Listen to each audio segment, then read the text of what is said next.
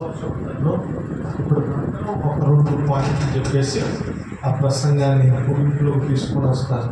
గట్టిగా స్తోత్రం చెప్పండి, గట్టిగా చెప్పండి. మంచిది ప్రియులారా, దేవుడి వాక్యాన్ని చదువుకుందాం. మరొకసారి కూడి వచ్చిన అందరికి అయ్యా అమ్మ అందరికి హృదయపూర్వకమైన 2 వందనాలు. మంచిది, రండి. పరిశుద్ధ గ్రంథమైన బైబిల్లో నుంచి ఈరోజు మన ధ్యానాంశముగా 2 మాటలు చదువుకుందాం. ఆది కాండము 8వ అధ్యాయము 10-11 వచనాలు. అతడు మరి 7 దినములు తాళి మరలా ఆ నల్ల పామురమును వాడలో నుండి వెలుపలకు విడిచెను. సాయంకాలమున అది అతని యొద్దకు వచ్చినప్పుడు ఉంచబడిన ఒలీవ చెట్టు ఆకు దాని నోట నుండి కనుక గట్టిగా స్తోత్రం చెప్పండి. మరి యొక్క వాక్య భాగం లూకాసు సువార్త 3వ అధ్యాయము 21-22 వచనాలు చదువుకుందాం. ప్రియులారా, ప్రజలందరూ బాప్తిసం పొందినప్పుడు యేసు కూడా బాప్తిసం పొంది ప్రార్థన చేయుచుండగా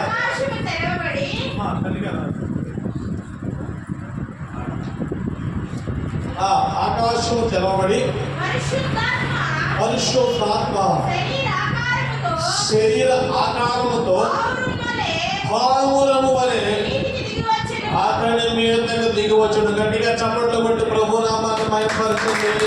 హల్లెలూయా, హల్లెలూయా. దేవుని నామానికి మహిమపరచండి.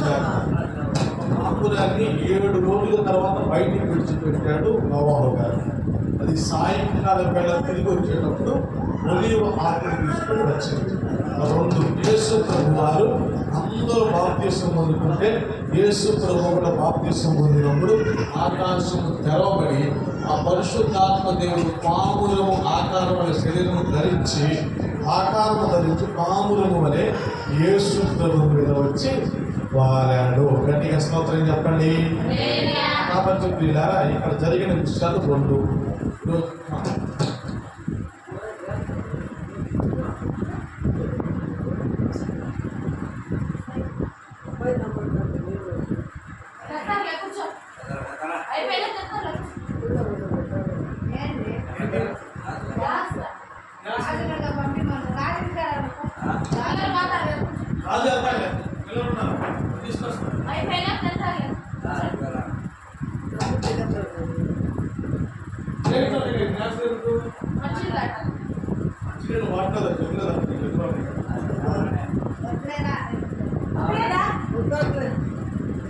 జగ్గులు మాట్లాడే మనరేగా బాటిల్ జగ్గులు ఉన్నాయి.